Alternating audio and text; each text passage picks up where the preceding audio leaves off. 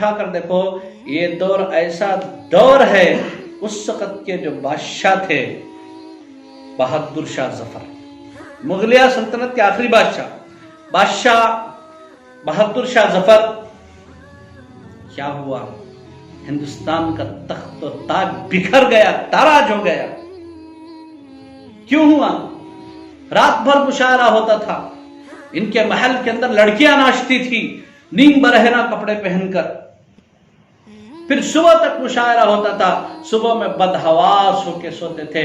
उस वक्त east India company का वजूद हो चुका था, और ईस्ट इंडिया कंपनी के जो अंग्रेज हैं, ये सुबह में 4 बजे उठते थे। इनकी रियाजत, इनके मुजाहदे, इनके तौर तरीके, ये बहादुर शाह जफर का जो खानदान है, ये खानदान उठता था 12 बजे, 11 बजे, 12 बजे उठकर नाश्ता।